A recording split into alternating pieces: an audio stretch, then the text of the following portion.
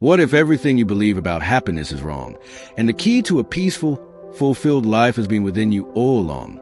In this audiobook summary of The Art of Happiness by Dalai Lama, you'll discover powerful insights on training your mind, overcoming anxiety, and building lasting inner peace, no matter your situation. If you ever felt stressed, stuck, or constantly chasing happiness without finding it, this is for you. Stay until the end, because each lesson builds on the next, and by the time you finish, you'll walk away with practical tools to change how you think, feel, and live every single day. In The Art of Happiness, Dalai Lama presents a simple but deeply transformative idea. The very purpose of life is to be happy, not in a shallow, temporary sense, but in a deep, stable way that comes from within.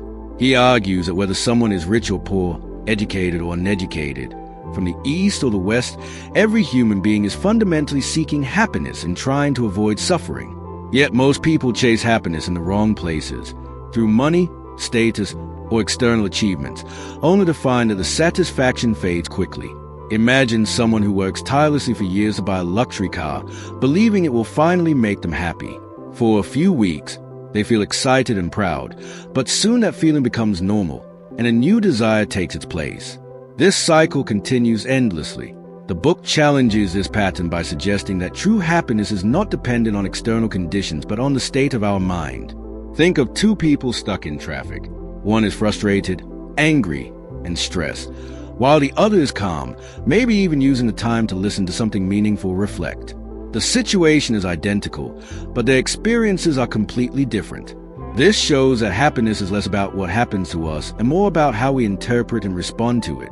The Dalai Lama emphasizes that the mind can be trained just like the body. Just as someone goes to the gym to build physical strength, we can practice patience, compassion, and awareness to build mental resilience and inner peace. Over time, these qualities create a stable sense of happiness that doesn't easily get shaken by life's ups and downs. Another powerful idea is that happiness is closely tied to how we relate to others. People who are kind, compassionate, and connected tend to feel more fulfilled than those who are self-centered or isolated. For example, think about a time when you helped someone without expecting anything in return. Maybe you guided a friend through a tough situation or supported a family member. That feeling of warmth and satisfaction often lasts longer than any material reward. On the other hand, when we act out of anger, jealousy, or selfishness, it might bring short-term gain but usually leads to inner conflict and dissatisfaction. This part of the book also pushes you to question your own beliefs. Are you waiting for the perfect moment to be happy after you earn more money, achieve a goal, or gain approval from others? Or are you actively cultivating happiness in your daily life, regardless of circumstances? The truth is, if you don't learn to be happy now, no future achievement will guarantee it. Happiness is not a destination you arrive at. It's a skill you practice every day through your thoughts, choices, and actions. So as you listen to this, ask yourself, what am I currently relying on for my happiness? Is it something temporary or something I can control? How often do I train my mind to focus on gratitude, kindness, and perspective? What small change can I make today that would bring me closer to a more peaceful and content state of mind? These questions are not just philosophical. They are practical tools that can reshape how you live your life. Main points. The ultimate purpose of life is to achieve lasting happiness, not temporary pleasure. External things like money, success, or possessions cannot provide long-term happiness. Happiness depends more on your mindset than your circumstances. The mind can be trained through practices like patience, compassion, and awareness. Helping others and building meaningful connections increases your own happiness. Waiting for future conditions to be perfect will delay happiness indefinitely. Actionable lessons. Practice gratitude daily by focusing on what is already good in your life. When facing a problem, pause and ask yourself how you can view it differently. Make a conscious effort to perform one act of kindness every day. Observe your thoughts and gently shift negative patterns toward more constructive ones. Stop postponing happiness and start creating it in small moments right now. In The Art of Happiness, the section Science Meets Spirituality explores a powerful idea. The path to happiness is not just a matter of belief or faith, but something that can be understood, tested, and practiced using both modern science and ancient wisdom. Dalai Lama does not ask you to blindly accept spiritual teachings. Instead, He encourages a curious, investigative approach, very similar to how a scientist would examine a hypothesis. The message is clear. Happiness is not mysterious or reserved for monks in isolation. It is a practical skill grounded in how the human mind works, and both psychology and neuroscience increasingly support this view. Think about how modern science studies stress, anxiety, and emotional well-being. Researchers have found that practices like mindfulness, meditation, and gratitude can physically change the brain, reducing stress and increasing feelings of calm and focus. What's fascinating is that these practices have been part of spiritual traditions for thousands of years. It's as if science is now catching up to what spiritual teachers have been saying all along.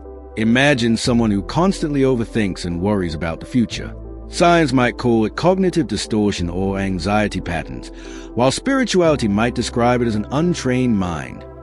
Different language, same problem, and importantly, similar solutions: awareness, discipline, and mental training.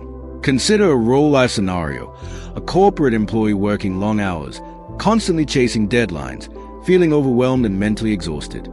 They might try to fix this purely through external means, changing jobs, earning more money, or taking short vacations, but the stress keeps returning. Now imagine that same person starts practicing simple mindfulness for 10 minutes a day, paying attention to their breath, observing their thought without reacting. Over time, they begin to notice a shift. They are still working the same job, facing the same challenges, but their internal experience is calmer and more controlled. This is where science and spirituality intersect. The external world hasn't changed, but the mind has, and that changes everything. The Dalai Lama emphasizes that emotions like anger, fear, and jealousy are not fixed traits. They are mental states that arise due to certain causes and conditions. Science supports this by showing how thoughts influence emotions and how repeated patterns strengthen neural pathways. This means you are not stuck with the way you feel. You can reshape your mental habits. Spiritual practices provide the tools, while science explains why those tools work.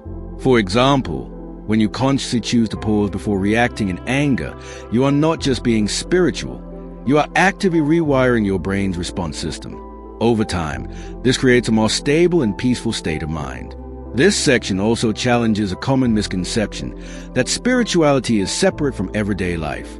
In reality, it is deeply practical. You don't need to withdraw from society or follow strict rituals to benefit from it. Instead, it's about how you think, how you respond to situations, and how aware you are of your inner world.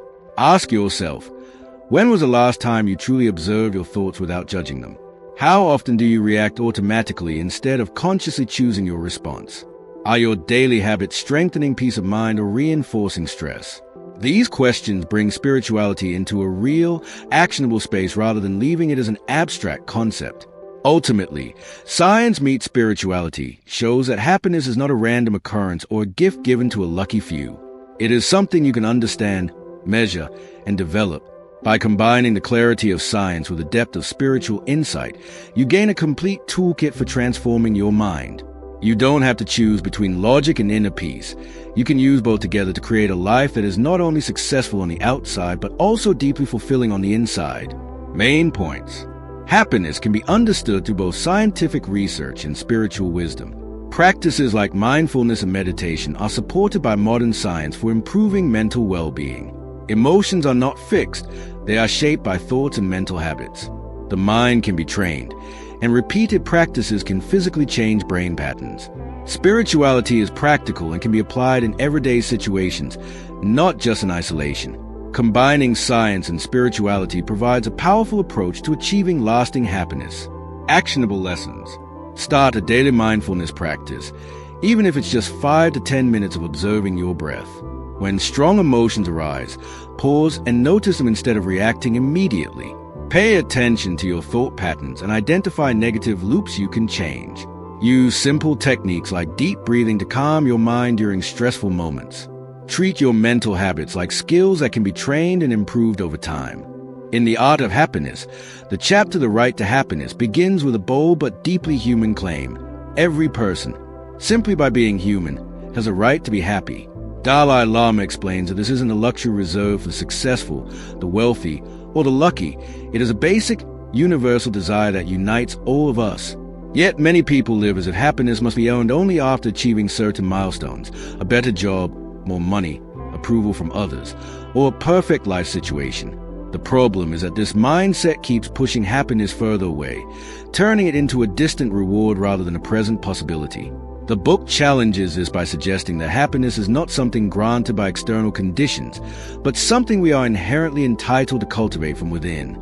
Think about a student who believes they can only be happy after topping their exams. They sacrifice sleep, ignore their well-being, and live under constant pressure. Even if they succeed, the relief is temporary, and soon a new goal takes its place. Or consider someone working a demanding job, telling themselves they will finally relax and enjoy life once they get a promotion. Years pass, and they realize they've been postponing happiness the entire time. These examples show how easily we deny ourselves the right to be happy in the present moment.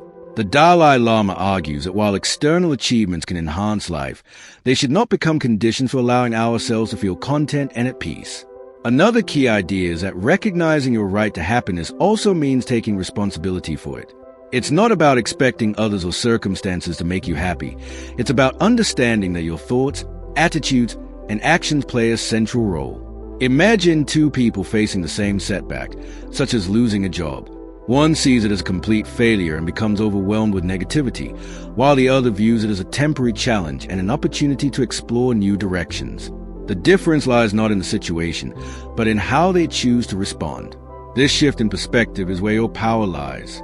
Accepting your right to happiness means actively choosing responses that support your well-being instead of reinforcing suffering.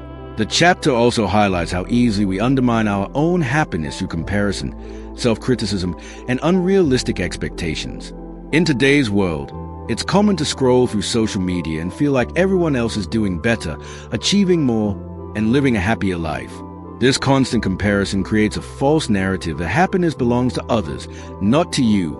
But the truth is, everyone is navigating their own struggles, and happiness is not something you win by outperforming others. It is something you build by understanding your mind and nurturing positive qualities like gratitude, patience, and compassion. To bring this idea into your own life, start by noticing where you might be withholding happiness from yourself. Are you waiting for a specific event or achievement before allowing yourself to feel content? Are you tying your self-worth to external validation?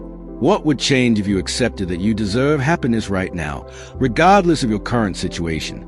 This doesn't mean ignoring problems or pretending everything is perfect. It means choosing not to let difficulties define your entire emotional state. You can acknowledge challenges while still creating moments of peace and satisfaction. Ultimately, the right to happiness is a reminder that happiness is not something you have to chase endlessly or prove you deserve. It is a fundamental part of being human, and recognizing this truth is a first step toward living a more balanced and fulfilling life. Once you accept that you have the right to be happy, the focus shifts from seeking happiness outside to cultivating it within, where it becomes more stable and lasting. Main points. Every human being has an inherent right to be happy. Happiness should not be postponed until external goals are achieved. External success can enhance life but cannot guarantee lasting happiness. Your response to situations plays a key role in your emotional experience. Comparison and self-criticism often block your ability to feel happy. Accepting your right to happiness is a first step toward creating it. Actionable lessons. Stop delaying happiness for future achievements and allow yourself to experience it now. Practice shifting your perspective during challenges to find constructive meaning. Reduce comparison by focusing on your own growth and progress. Build daily habits like gratitude and self-awareness to strengthen inner happiness. Remind yourself regularly that you deserve to feel content and at peace regardless of circumstances. In The Art of Happiness, the section The Sources of Happiness explores a question that seems simple on the surface but becomes surprisingly deep when examined closely. Where does real happiness actually come from? Dalai Lama explains that most people instinctively look outside themselves for happiness through money, relationships, achievements, entertainment, or status. While these external sources can provide temporary pleasure, they are unstable because they depend on changing conditions. A promotion can be lost, a relationship can change, money can be spent, and excitement naturally fades over time. The book encourages a shift in understanding. True and lasting happiness comes primarily from internal sources, such as mindset, emotional balance, compassion, and how we interpret our experiences. Think about a person who buys a new smartphone they've been dreaming about for months. For the first few days, they feel excited, constantly using it, showing it to others, and enjoying the novelty. But after a while, it becomes just another device they use daily, and the excitement disappears. Now compare that to someone who practices gratitude every day, even for small things like a peaceful morning, a good conversation, or a moment of quiet. That person may not experience intense bursts of excitement, but they develop a steady sense of contentment that doesn't depend on external upgrades. This contrast highlights one of the core ideas of the chapter. External sources of happiness are temporary, but internal state can be cultivated and sustained. The Dalai Lama also emphasizes that many of the strongest sources of happiness are not material at all, but emotional and psychological. For example, compassion toward others can create a deep sense of fulfillment. Imagine a scenario where you help a friend through a difficult emotional period. You may not receive money or recognition for it, but the feeling of connection and kindness often leaves a lasting sense of warmth. Similarly, forgiveness can be a powerful source of peace. Holding on to anger might feel justified in the moment, but it often creates long-term emotional discomfort. Letting go, on the other hand, can immediately reduce attention and create space for calmness. Another important point is that our mind itself can either create happiness or destroy it, depending on how we use it. Two people can live in nearly identical conditions, same job, same environment, similar responsibilities, yet experience completely different levels of happiness. One might constantly focus on what is missing, leading to dissatisfaction, while the other focuses on what is present and meaningful, leading to appreciation and stability. This is why the book repeatedly returns to the idea that training the mind is essential. Without this internal training, even the best external circumstances will not guarantee lasting happiness. To make this practical, consider your own daily routine. Where are you currently seeking happiness? Is it mostly from external validation, such as likes, praise, or achievements? Or are you also actively cultivating internal sources, like gratitude, mindfulness, and compassion? For example, if you had a stressful day, do you immediately distract yourself with entertainment? Or do you take a moment to reflect and reset your emotional state? Even small shifts in attention can gradually change your overall sense of well-being. This section also encourages deep reflection. Ask yourself, what happens when external things I rely on for happiness are taken away? How much of my happiness depends on things I cannot control? What internal habits am I building that either support or weaken my sense of peace? These questions are not meant to create discomfort, but to reveal where real stability can be developed. Ultimately, the Sources of Happiness teaches that while the world offers many temporary pleasures, lasting happiness is something we build from within. External conditions can influence our mood, but they do not have to control our emotional state. By recognizing and strengthening internal sources of happiness, we begin to experience a more stable, resilient, and independent form of well-being that is less vulnerable to life's constant changes. Main points. External sources of happiness, money, possessions, success, are temporary and unstable. Internal sources, mindset, gratitude, compassion, emotional balance, create lasting happiness. The same external situation can produce different levels of happiness depending on mindset. Emotional practices like forgiveness and compassion are powerful sources of inner peace. Training the mind is essential for sustaining happiness over time. Happiness becomes more stable when it is built from within rather than dependent on external factors. Actionable lessons. Practice daily gratitude by focusing on small positive moments in your life. Notice when you rely too heavily on external validation and gently shift attention inward. Develop habits like mindfulness or reflection to stabilize your emotional state. When stressed, pause before reacting and observe your thoughts instead of immediately escaping them. Ask yourself regularly whether your happiness is dependent or internally cultivated, and adjust your habits accordingly. In The Art of Happiness, the section Training the Mind for Happiness presents one of the most practical and transformative ideas in the entire book. Happiness is not something that simply happens to you. It is something you actively train your mind to develop. Dalai Lama explains that just like physical fitness requires consistent exercise, mental well-being requires consistent inner training. Most people assume their emotional reactions are automatic and uncontrollable, but this chapter challenges that belief by showing that thoughts, attention, and interpretation can all be shaped through practice. In other words, the mind is not fixed, it is trainable, and this training determines how you experience life. Consider a simple real-life scenario. Two people wake up late and realize they are going to be late for work. The first person immediately becomes stressed, angry, and starts the day feeling overwhelmed, carrying that negativity forward. The second person acknowledges the situation, takes a breath, and focuses on what can still be controlled, sending a quick message, adjusting priorities, and accepting the delay calmly. The external situation is identical, but the internal response creates completely different emotional outcomes. This is the essence of mind training. Changing not what happens, but how you respond to what happens.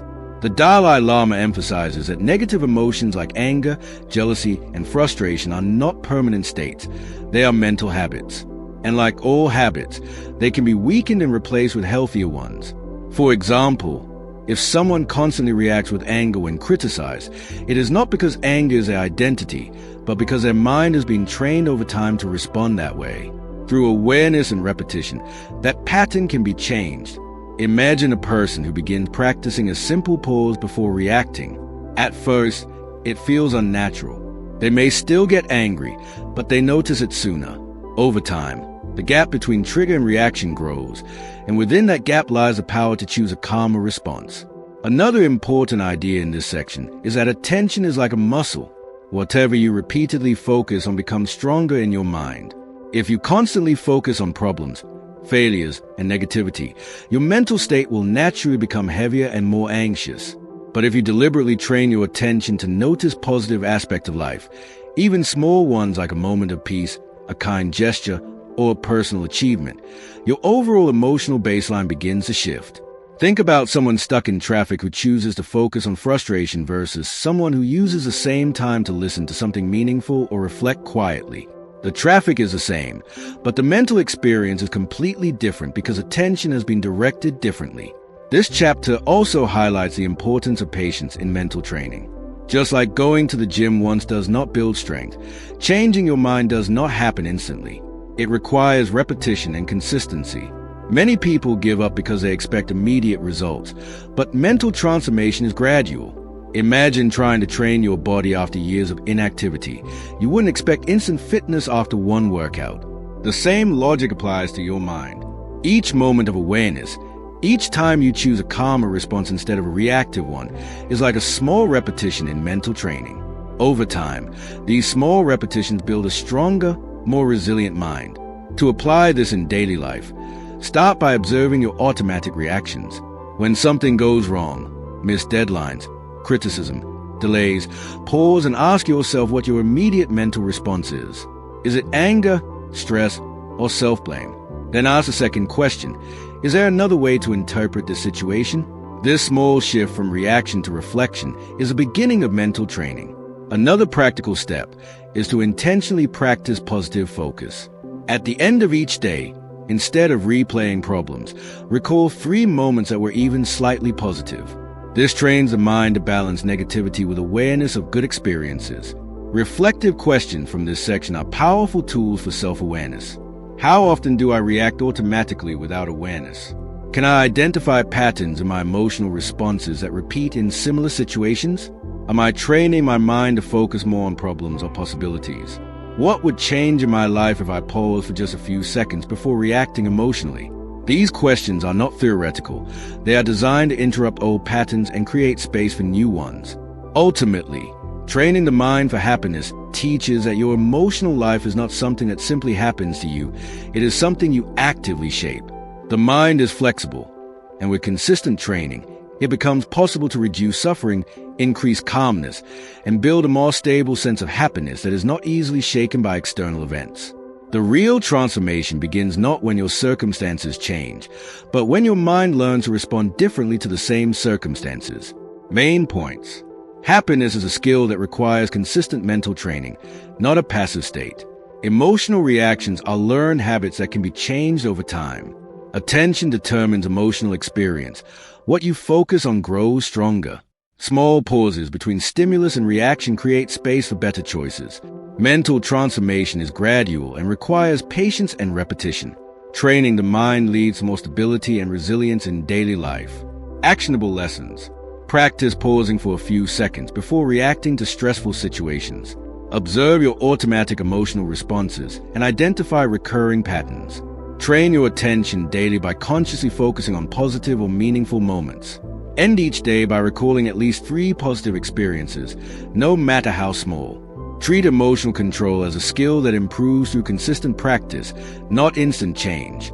In The Art of Happiness, the section Rediscovering Our Innate Humanity explores a powerful and often overlooked idea. Beneath all our differences, habits, stress, and social conditioning, human beings are fundamentally wired for kindness, connection, and compassion. Dalai Lama explains that many of the negative behaviors we see in society, anger, selfishness, hostility, and indifference, are not our true nature, but learned responses shaped by fear, insecurity, and environment. At our core, he argues, we are social beings who naturally depend on one another, and our deepest emotional well-being comes from recognizing and expressing this shared humanity. Think about a simple real-life moment. You are walking on a busy street and accidentally bump into someone. The immediate reaction might be irritation or defensiveness, but in many cases, both people quickly realize it was unintentional, and instead of escalating conflict, there's a moment of mutual understanding, maybe even a small apology or smile. That brief shift from tension to understanding reflects something deeply human, an instinct toward connection rather than conflict. Now imagine expanding that same attitude to more serious situations in life. Disagreements with family, misunderstandings with friends, or even conflicts at work. When we pause and recognize the shared human experience behind the other person's behavior, the emotional intensity often softens. The Dalai Lama emphasizes that compassion is not something artificial or forced. It is already present within us. The challenge is not to create compassion, but to rediscover and strengthen it. For example, when you see someone struggling, perhaps a colleague under pressure or a stranger who seems frustrated, it is easy to judge or distance yourself. But if you imagine their situation more deeply, you might realize they are dealing with their own stress, fears, or challenges, just like you. This shift in perspective naturally opens a door to empathy. Instead of seeing people as obstacles or competitors, you begin to see them as fellow human beings navigating similar struggles. Consider a workplace scenario. 2 co-workers are competing for recognition. One approaches a situation with suspicion and resentment, assuming the other is trying to outshine them. This leads to tension, stress, and poor communication. The other co-worker, however, chooses to recognize that both of them are simply trying to do their best under pressure.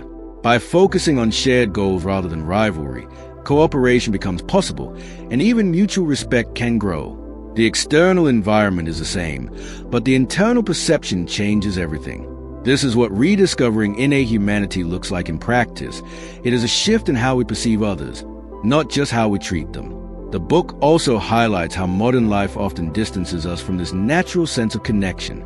Busy schedules, digital distractions, and constant comparison can make others feel like competitors rather than companions. Social media, for instance, can sometimes reinforce feelings of separation as we compare our lives with carefully curated versions of others' lives. Over time, this weakens empathy and strengthens isolation. Yet beneath this surface layer, the basic human need for connection remains unchanged. Even small acts, like listening attentively, showing patience, or offering support, can reconnect us to this deeper sense of shared humanity. To apply this in daily life, start by observing how you mentally label people. Do you instantly categorize others as good, bad, useful, or irrelevant? What changes when you pause and remember that every person you encounter has their own story, struggles, and desires? For example, the next time someone irritates you, whether it is a driver cutting you off in traffic or a colleague being short with you, try asking yourself what they might be going through instead of immediately reacting. This simple mental shift can reduce anger and increase understanding. Reflective questions from this section encourage deeper awareness. How often do I see others through the lens of compassion rather than judgment? Do I recognize the shared humanity in people I disagree with? What would change in my relationships if I assumed positive intent more often? Am I connected to others in a meaningful way, or am I emotionally isolated despite being surrounded by people? These questions help uncover how much of our emotional suffering comes from disconnection rather than actual external conflict. Ultimately, Rediscovering our innate humanity teaches that compassion is not a skill reserved for extraordinary people. It is a natural quality that exists within everyone. When we remove layers of fear, judgment, and misunderstanding, what remains is a simple truth. We are all human beings seeking happiness and avoiding suffering. By reconnecting with this shared foundation, relationships become softer, conflicts become easier to navigate, and life becomes more emotionally balanced and meaningful. Main points. Compassion and kindness are natural human qualities, not artificial traits. Negative behaviors are often learned responses, not true human nature. Recognizing shared humanity reduces conflict and increases understanding. Small shifts in perception can transform relationships and interactions. Modern distractions and comparisons often weaken empathy. Rediscovering compassion improves emotional balance and connection with others. Actionable lessons. When facing conflict, pause and consider the other person's possible struggles. Practice replacing judgment with curiosity about others' experiences. Observe how you mentally label people and consciously shift toward empathy. Reduce comparison habits that distance you from real human connection. Strengthen compassion daily through small acts like listening, patience, and understanding. In The Art of Happiness, the section Developing Compassion explains one of the most transformative ideas in the entire book. Compassion is not something you are simply born with or without, but a quality that can be intentionally cultivated through awareness, practice, and understanding. Dalai Lama emphasizes that compassion is not just feeling sorry for someone, but a deeper recognition of another person's suffering combined with a genuine desire to help reduce it. It is a skill of the mind that grows stronger the more it is practiced, much like physical strength develops through repeated exercise. To understand this more clearly, imagine you see someone struggling on the street, perhaps a person who looks tired, stressed, or even rude. Your first instinct might be judgment. They are unpleasant or they are behaving badly. But if you pause and reflect, you might begin to consider what that person could be going through. Maybe they are dealing with financial pressure, health issues, or emotional pain that is not visible on the surface. This shift from judgment to understanding is the beginning of compassion. It does not mean you excuse harmful behavior, but it allows you to see beyond it into the shared human experience of struggle and imperfection. The Dalai Lama explains that one of the most powerful ways to develop compassion is by recognizing our common humanity. Every person you meet, whether a stranger, colleague, or even someone you disagree with, wants happiness and tries to avoid suffering just like you. For example, think about a difficult co-worker who often creates tension in the workplace. Instead of reacting with frustration or avoidance, imagine what their internal world might look like. They may be under pressure, insecure about their job, or struggling with personal challenges outside of work. When you begin to see them not as an obstacle but as a human being dealing with their own difficulties, your emotional response naturally softens. Another important aspect of developing compassion is learning to start with yourself. Many people find it easier to be kind to others than to themselves, but self-compassion is a foundation for extending genuine care outward. Consider someone who makes a mistake at work and immediately begins harsh self-criticism. I am useless or I always fail. This internal negativity not only damages confidence, but also makes it harder to be patient with others. However, if that same person learns to respond with understanding, I made a mistake, but I can learn from it, they create a healthy emotional base. From that place, compassion for others becomes more natural rather than forced. The book also highlights that compassion is strengthened through small, repeated actions. It is not about grand gestures, but consistent habits of kindness. For example, simply listening to someone without interrupting, offering help without expecting recognition, or showing patience in stressful situations are all ways of training the compassionate mind. Imagine a scenario where a family member is speaking to you about a problem, and instead of immediately offering solutions or distractions, you simply listen fully. That act of presence alone can create a deep sense of connection and trust. Over time, these small behaviors reshape how your mind responds to others. To bring this into your daily life, consider how often you pause before reacting to others. When someone irritates you, do you immediately respond with anger, or do you take a moment to consider their possible emotional state? What would change if you treated every interaction as an opportunity to practice compassion? Even in difficult situations, you can ask yourself, what would a compassionate response look like right now?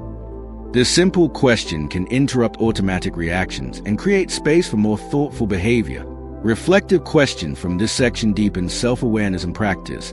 How often do I judge others without understanding their situation? Am I as kind to myself as I try to be to others? What small daily actions can I take to strengthen compassion in my relationships? When I encounter difficult people, do I see only their behavior, or do I try to understand their struggles as well? These questions are not meant to be answered once, but revisited regularly as part of building a more compassionate mindset. Ultimately, developing compassion teaches that compassion is not a fixed trait, but a living skill that can grow stronger with intention. It transforms how you relate to yourself and others, reduces unnecessary conflict, and creates deeper emotional stability.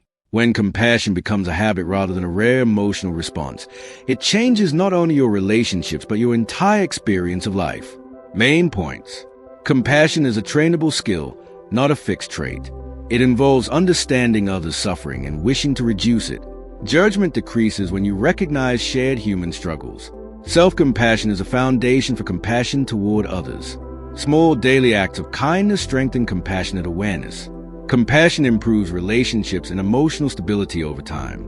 Actionable lessons. Pause before reacting and try to understand the other person's situation. Practice self-kindness when you make mistakes instead of harsh criticism. Engage in small acts of kindness daily, such as listening attentively or offering help. Ask yourself in difficult moments, what would a compassionate response look like? Regularly reflect on how often you judge versus understand others. In The Art of Happiness, the section Relationships and Connection explores a deeply human truth. Our happiness is not built in isolation, but through the quality of our relationships with others. Dalai Lama explains that no matter how successful, intelligent, or independent a person becomes, emotional well-being is strongly influenced by the sense of connection they feel with other human beings. In fact, much of human suffering does not come from external hardship alone, but from loneliness, misunderstanding, and broken relationships. This chapter highlights that the foundation of a meaningful life is not wealth or status, but the ability to form and maintain warm, trusting, and compassionate relationships. Think about a simple real-life situation. A person may have a successful career, a comfortable home, and financial stability, yet still feel empty because they lack close, meaningful connections. On the other hand, someone with modest income but strong family bonds and supportive friendships often reports a deeper sense of happiness. This contrast reveals an important insight. Emotional connection often matters more than material success when it comes to long-term fulfillment. Imagine a friend who always shows up for you during difficult times, listens without judgment, and offers genuine support. Even if everything else in life is uncertain, that connection creates a sense of stability and belonging that money alone cannot provide. The Dalai Lama emphasizes that relationships are not just about receiving love and support, but also about giving it. Healthy relationships are built on mutual care, respect, and understanding. For example, consider a disagreement between two friends. One friend may focus on proving they are right, while the other chooses to listen and understand the emotional perspective behind the disagreement. The first approach often leads to distance and tension, while the second creates space for resolution and deeper trust. This shows that how we communicate is often more important than what we say. Listening with patience and responding with empathy can transform even difficult relationships over time. Another key idea is that many relationship problems come from unrealistic expectations. People often expect others to behave exactly as they want, to always understand them, or to never make mistakes. When these expectations are not met, frustration and disappointment arise. But when we accept that every person has their own limitations, emotions, and life experiences, relationships become more flexible and forgiving. For instance, a parent might feel hurt when a child does not respond the way they hoped. However, by recognizing that the child is also learning, growing, and dealing with their own challenges, the parent can respond with more patience instead of frustration. The book also highlights the importance of emotional openness in relationships. Many people hide their true feelings out of fear of judgment or rejection, but this often creates distance rather than protection. Imagine a couple where one partner constantly avoids expressing concerns to prevent conflict. Over time, unspoken issues build up, leading to emotional disconnect. In contrast, when both partners communicate openly and respectfully, even difficult conversations can strengthen trust. This applies not only to romantic relationships, but also to friendships, family bonds, and workplace interactions. To apply this in your life, begin by observing how you communicate with the people closest to you. Do you listen to understand, or do you listen to respond? Do you assume the worst intentions, or do you give others the benefit of the doubt? What changes when you approach conversations with patience instead of judgment? For example, the next time someone disagrees with you, instead of immediately defending your position, try asking a question to understand their perspective more deeply. This small shift can completely change the direction of the interaction. Reflective questions from this section help deepen awareness. How much of my happiness depends on my relationships with others? Do I invest enough time and energy into maintaining meaningful connections? Am I open and honest in my communication, or do I hold back important feelings? Do I try to understand others, or do I focus mainly on being understood? These questions encourage a shift from passive connection to active relationship building. Ultimately, relationships and connection teaches that human beings are inherently social, and our emotional well-being is deeply tied to the quality of our connections. Strong relationships are not built by perfection, but by understanding, patience, communication, and mutual care. When we invest in others with sincerity and openness, we not only improve their lives, but also create a more stable and meaningful sense of happiness within ourselves. Main points. Human happiness is strongly influenced by the quality of relationships. Emotional connection often matters more than material success. Healthy relationships require mutual care, respect, and understanding. Unrealistic expectations often create conflict and disappointment. Open and honest communication strengthens trust and emotional closeness. Listening with empathy is more powerful than simply trying to be right. Actionable lessons. Practice active listening by focusing fully on understanding others, not just replying. Reduce expectations and accept that people have their own limitations and perspectives. Communicate openly instead of suppressing emotions in important relationships. In conflicts, ask questions to understand before responding defensively. Invest consistent time and attention in building and maintaining meaningful relationships. In The Art of Happiness, the section The Value of Kindness highlights a powerful but often underestimated truth. Kindness is not just a moral virtue or social etiquette, but one of the most direct pathways to personal happiness and emotional stability. Dalai Lama explains that kindness benefits not only the person receiving it, but even more so the person giving it, because it creates a sense of warmth, connection, and inner satisfaction that cannot easily be achieved through material gain.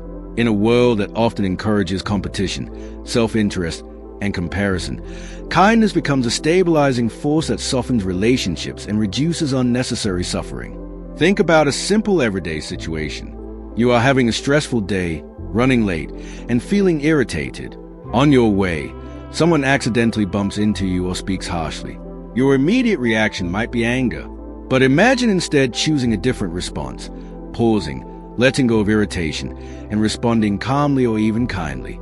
That small shift does not just change the other person's reaction, it changes your entire emotional state. Instead of carrying anger forward, you release tension and regain control of your inner peace. Now extend this idea further. Imagine consistently practicing kindness in small situations, allowing someone to go ahead in line, speaking gently even when you are frustrated, or offering help without expecting anything in return. Over time, these small acts begin to reshape your emotional baseline. The Dalai Lama emphasizes that kindness is deeply connected to our own well-being because it reduces internal conflict. When we act with hostility, jealousy, or resentment, we may feel momentarily justified, but these emotions often leave lingering stress and negativity. In contrast, kind actions, even small ones, create a sense of emotional clarity. For example, consider a workplace environment where competition is high. One employee may constantly focus on outperforming others, which can lead to stress, mistrust, and isolation. Another employee chooses to support colleagues, share knowledge, and maintain respectful communication. Interestingly, the second person often experiences less emotional exhaustion and more long-term satisfaction, even if external rewards are similar. This shows that kindness is not weakness. It is a form of emotional intelligence that improves both relationships and inner balance. Another important idea in this section is that kindness does not always require grand gestures. In fact, its most powerful form is often subtle and consistent. A A simple smile, a moment of patience with someone struggling, or a thoughtful word during a difficult time can have a lasting impact. Imagine a student who is struggling academically and feels discouraged. A teacher or peer who offers encouragement instead of criticism may completely change that student's motivation and confidence. The person offering kindness may never fully see the long-term effect of their action, but the emotional ripple can extend far beyond the moment itself. The book also challenges a misconception that kindness means being passive or allowing others to take advantage of you. Instead, it defines kindness as a strength that coexists with wisdom. It is about responding to situations with awareness rather than reactive emotion. For instance, if someone is rude or aggressive, kindness does not mean accepting harm, but choosing not to escalate the negativity further. It might mean setting boundaries calmly while still maintaining respect. This balance allows kindness to remain both compassionate and practical. To bring this into your own life, start by observing how often your default reaction is kindness versus irritation. In daily interactions, whether with family, strangers, or colleagues, notice whether you respond from frustration or understanding. Try one simple experiment. For a single day, intentionally respond to small inconveniences with patience and kindness instead of frustration. Observe how this affects not only others but your own emotional state. You may notice that your stress levels decrease and your sense of control increases. Reflective questions from this section help deepen awareness. Do I measure kindness based on others' behavior, or do I choose it regardless of circumstances? How do I feel internally after acting with kindness versus reacting with anger? Am I consistent in small acts of kindness, or only when it is convenient? What would change in my relationships if kindness became my default response instead of a conscious effort? These questions encourage a shift from occasional kindness to a stable way of being. Ultimately, the value of kindness teaches that kindness is not just something we give to others, it is something we give to ourselves. It improves relationships, reduces emotional stress, and creates a more peaceful internal environment. When practiced consistently, kindness becomes a quiet but powerful force that transforms everyday interactions into opportunities of connection and inner stability. Main points. Kindness benefits both the receiver and the giver emotionally and psychologically. Small acts of kindness can have a lasting impact on others and ourselves. Kindness reduces internal conflict and emotional stress. It is a sign of strength and emotional intelligence, not weakness. Kindness can be practiced consistently in everyday interactions. It improves both relationships and long-term mental well-being. Actionable lessons. Practice responding to minor frustrations with patience instead of irritation. Perform small, intentional acts of kindness daily without expecting reward. Observe how your emotional state changes when you choose kindness over anger. Set respectful boundaries while still maintaining a kind and calm attitude. Make kindness your default response rather than a selective choice. In The Art of Happiness, the section facing suffering addresses one of the most unavoidable realities of human life. Suffering is not an exception, it is a universal experience. Dalai Lama explains that instead of trying to avoid or deny suffering at all costs, we can learn to face it directly, understand it, and ultimately transform our relationship with it. The key idea is not that suffering disappears, but that our response determines whether it destroys us or strengthens us. Pain is inevitable, but mental suffering is often amplified by resistance, fear, and misunderstanding. Think about a real-life situation where someone receives unexpected bad news, perhaps a job rejection, a financial setback, or a relationship ending. The immediate emotional reaction is often shock, sadness, or frustration. This is natural and unavoidable. However, the way a person processes that experience afterward makes a huge difference. One person may repeatedly replay the situation in their mind, blaming themselves or others, which deepens emotional pain and prolongs suffering. Another person, while still feeling hurt, begins to reflect on what can be learned, accepts the reality of the situation, and slowly starts moving forward. The external event is the same, but the internal experience becomes very different based on mindset. The Dalai Lama emphasizes that suffering often increases when we resist it mentally. For example, imagine someone dealing with chronic stress at work. If they constantly think, "This shouldn't be happening," or "I can't handle this," they create an additional layer of mental suffering on top of the actual situation. But if they acknowledge, "This is difficult, but it is what I am experiencing right now," the emotional intensity often becomes more manageable. Acceptance does not mean liking the situation. It means recognizing reality clearly so that you can respond more effectively instead of being trapped in denial or frustration.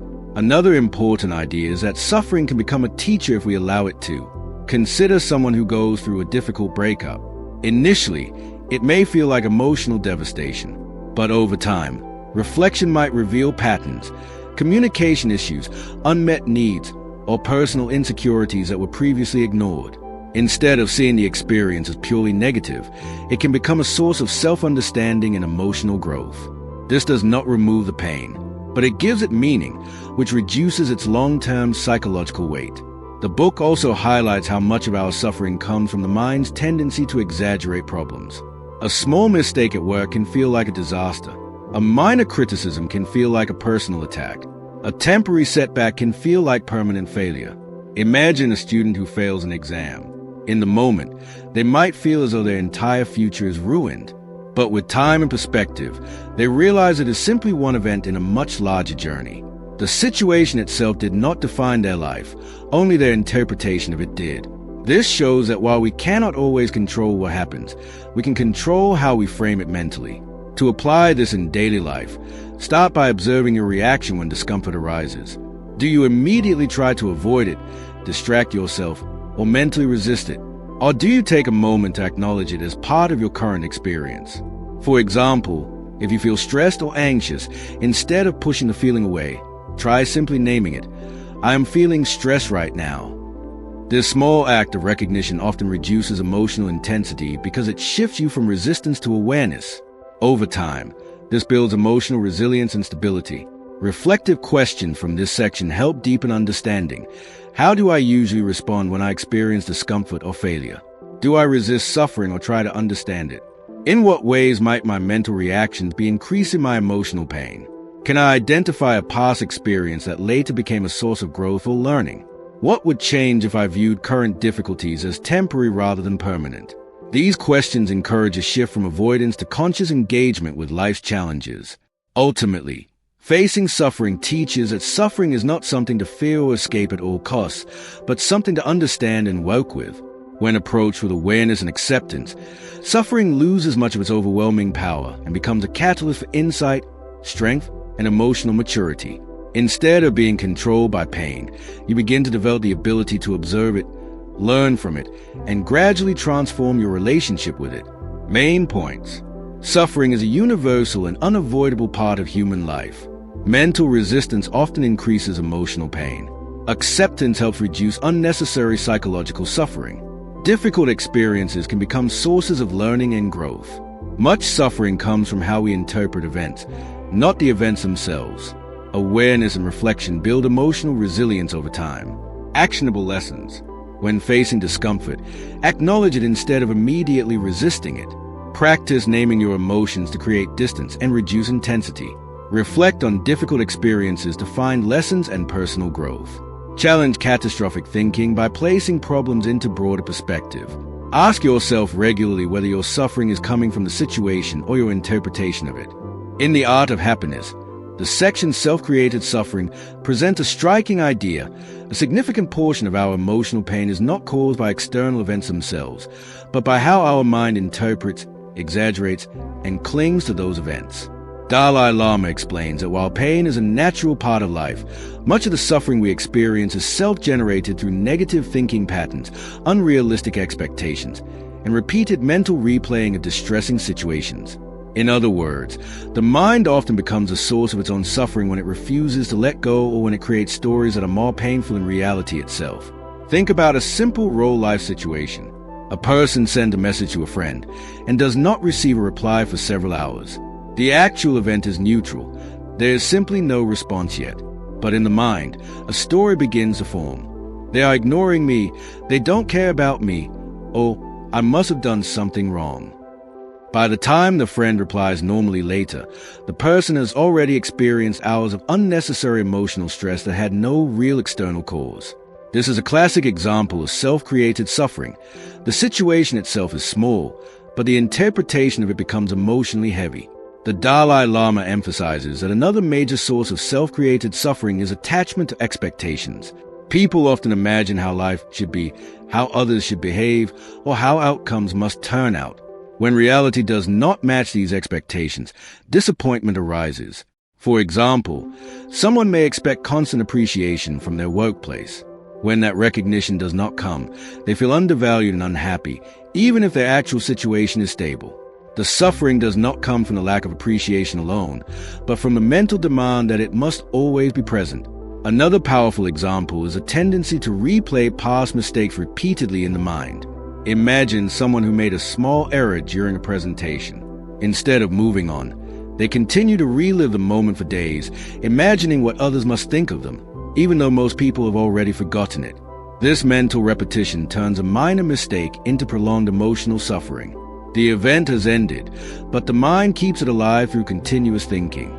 The book also highlights how comparison contributes to self-created suffering. In today's world, it is easy to compare your life with others, especially through social media. Someone might see a friend's success or lifestyle and immediately feel inadequate, even if their own life is progressing steadily. The suffering here is not caused by the other person's success, but by the internal narrative that I am behind or I am not good enough. This comparison often ignores context and focuses only on highlights, creating an unrealistic mental standard that no one can fully meet. To apply this in your own life, begin by observing your thought patterns when you feel upset. Ask yourself whether the situation itself is truly as bad as your mind is making it seem, or whether your interpretation is adding extra weight to it. For example, if someone does not respond to you quickly, instead of assuming rejection, consider neutral possibilities such as they are busy, distracted, or simply unavailable.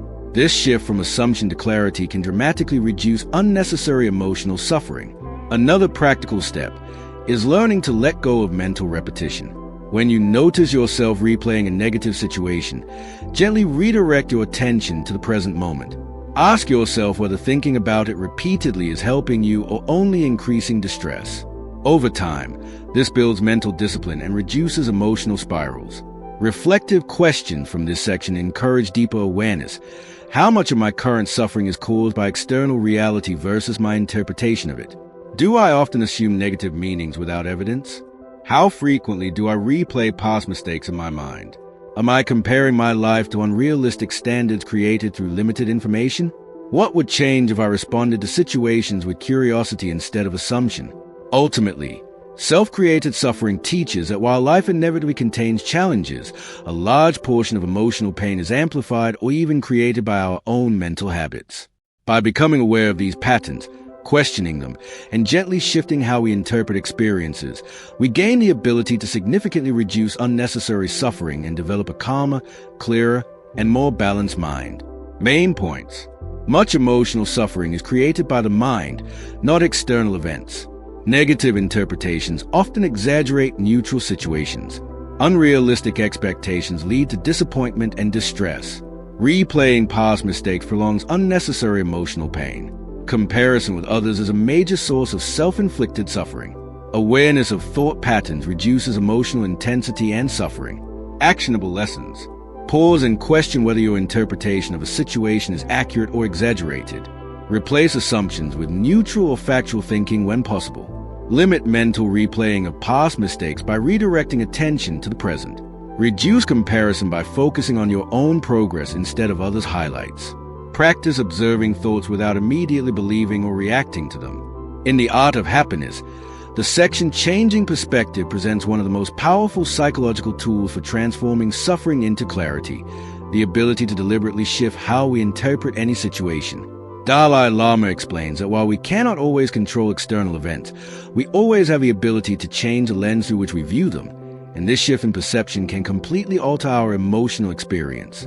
The central idea is simple but profound. Events themselves are neutral, but the meaning we assign to them determines whether they become sources of suffering or growth. Think about a real-life example. A person is stuck in a long traffic jam and immediately becomes frustrated, irritated, and stressed, thinking about wasted time and lost opportunities. Now imagine another person in the same traffic situation who chooses to view it differently. Instead of focusing on frustration, they see it as an unexpected break, a chance to listen to something meaningful, reflect, or simply slow down in an otherwise busy day. The external situation is identical, but the internal experience is completely different. This demonstrates that the mind is not a passive receiver of reality. It actively constructs how reality feels. The Dalai Lama emphasizes that changing perspective is not about denying reality or pretending everything is positive. Instead, it is about expanding the range of possible interpretations. For example, consider someone who loses a job. The immediate interpretation might be failure, rejection, or insecurity. However, by shifting perspective, the same event can also be seen as an opportunity for growth, a chance to explore a better direction, or a necessary disruption that leads to long-term improvement. Many people later look back at difficult moments in their lives and realize those moments became turning points they could not see at the time. Another important example is criticism. Imagine receiving negative feedback from a colleague or friend. One perspective might interpret it as an attack on personal worth, leading to defensiveness or sadness. But another perspective might see it as useful information, even if it is uncomfortable, that can help improve skills or behavior. The external words are the same, but the interpretation determines whether the experience becomes painful or constructive. This shift requires emotional awareness and a willingness to step back from immediate reactions. The book also highlights how habitual thinking patterns limit perspective. Many people automatically interpret situations in the same way they always have, without questioning whether alternative interpretations exist. For instance, if someone does not respond to a message quickly, one habitual perspective might be they are ignoring me, which leads to anxiety or frustration.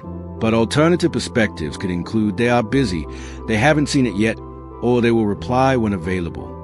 Simply expanding the number of possible interpretations reduces emotional intensity and creates mental flexibility.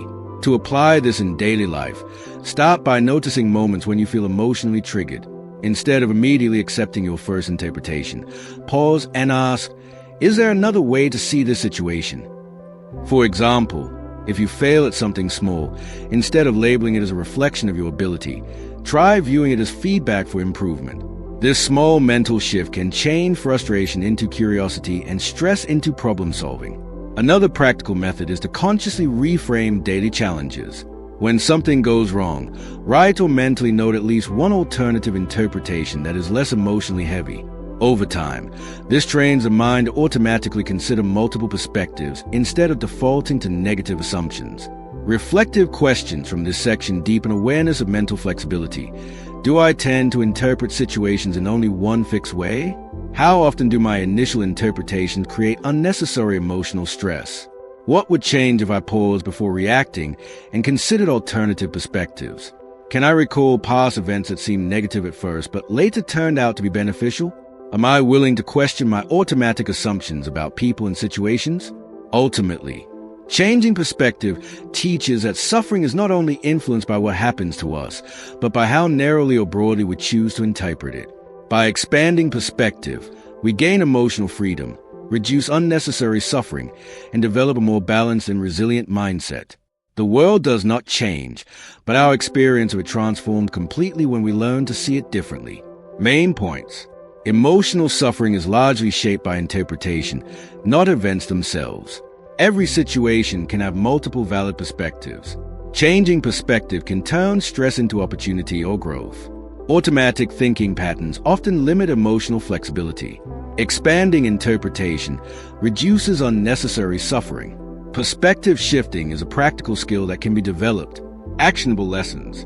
Pause before reacting and ask if there's another way to interpret the situation.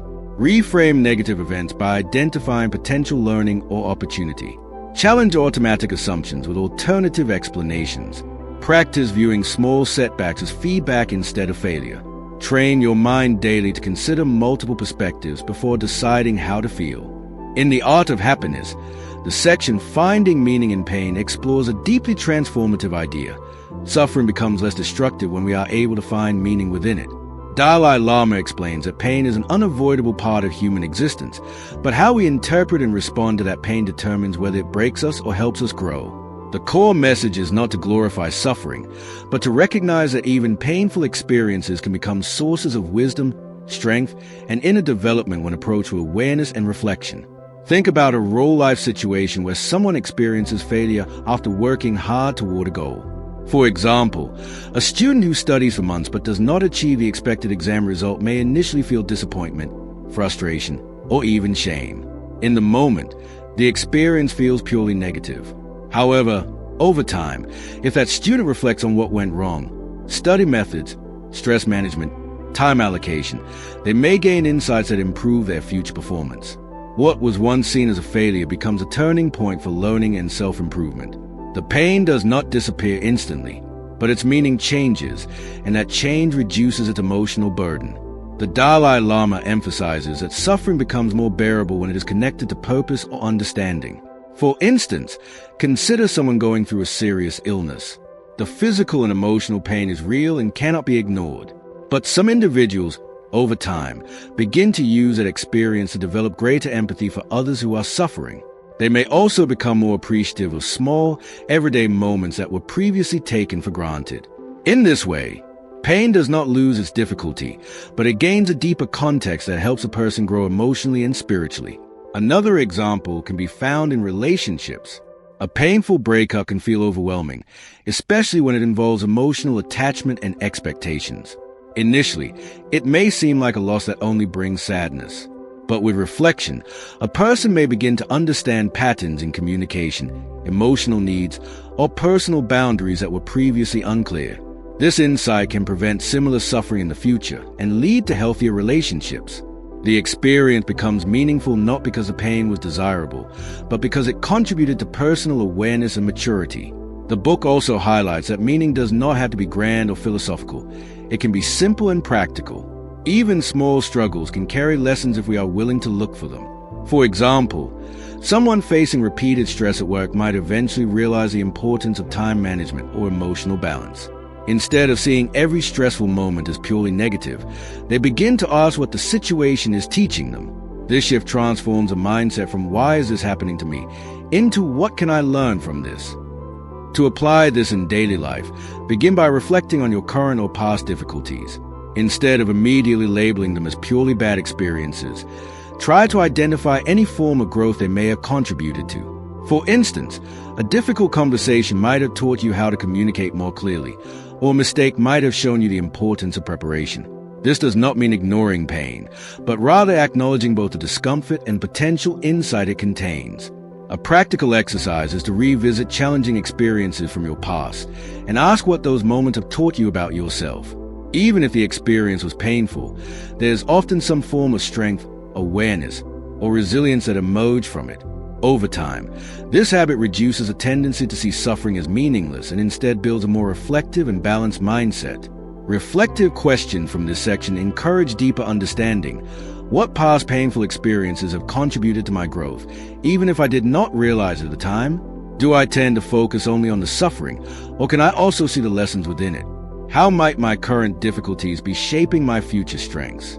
Am I open to the possibility that pain can carry meaning without justifying the pain itself? What changes when I shift from resistance to reflection? Ultimately, finding meaning in pain teaches that while suffering is an unavoidable part of life, it does not have to be meaningless or purely destructive. When we begin to reflect on our experiences and extract understanding from them, pain gradually transforms from something that overwhelms us into something that strengthens us.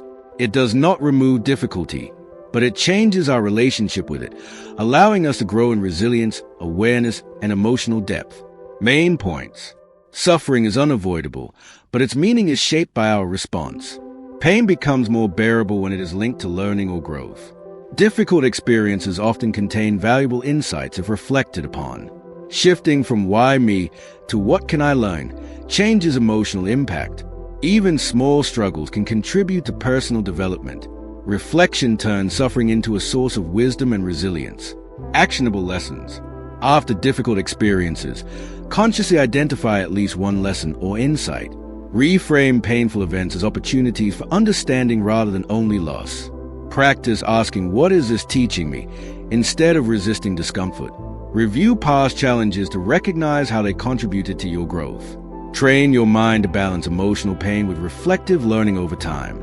In The Art of Happiness, the section dealing with anger and hatred examines one of the most powerful and destructive emotions humans experience and offers a clear message. Anger and hatred may feel justified in the moment, but they almost always create more suffering than they solve. Dalai Lama explains that these emotions are not signs of strength, but reactions that often arise from hurt, misunderstanding, or fear. While anger can sometimes appear to provide a sense of control or protection, it usually clouds judgment, damages relationships, and leaves behind regret or emotional exhaustion. The key idea is not to suppress emotions blindly, but to understand them deeply so they do not control our behavior. Think about a real-life situation where someone cuts you off in traffic. The immediate reaction might be anger. Your heart rate increases. Your mind creates stories about how careless or disrespectful the other person is, and you may feel a strong urge to react aggressively. But what actually happens if you hold on to that anger? Even after the situation is over, your mind continues replaying it, keeping you in a state of tension long after the event has passed. Now imagine a different response. Instead of reacting emotionally, you recognize the anger arising, acknowledge it, and let it pass without acting on it. The external situation remains the same, but your internal experience changes completely. The Dalai Lama emphasizes that anger often stems from unrealistic expectations. For example, when someone behaves in a way we did not expect, such as a friend breaking a promise or a colleague making a mistake, we may interpret it as a personal offense.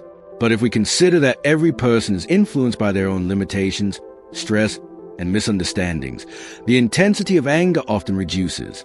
This does not mean ignoring wrongdoing, but rather responding with clarity instead of emotional escalation. Another important idea is that hatred is sustained by repetition. When we repeatedly think about someone who has hurt us, replaying the event in our mind, the anger becomes stronger over time. For instance, someone who is at a conflict with a family member may continue mentally revisiting the argument for days or weeks, each time reinforcing the emotional pain. However, if the same person consciously shifts attention away from repeated negative thinking, the emotional intensity begins to fade. This shows that anger is not only triggered externally, but also maintained internally through thought patterns. The book also highlights the importance of perspective in dealing with anger. Imagine two people experiencing the same criticism. One interprets it as an attack and responds with defensiveness or resentment. The other views it as feedback, even if it is delivered poorly, and focuses on what can be learned. The difference is not in the criticism itself, but in the interpretation. This ability to reframe situations is central to reducing anger and preventing it from turning into long-term resentment or hatred. To apply this in daily life, start by observing your emotional reactions when anger arises.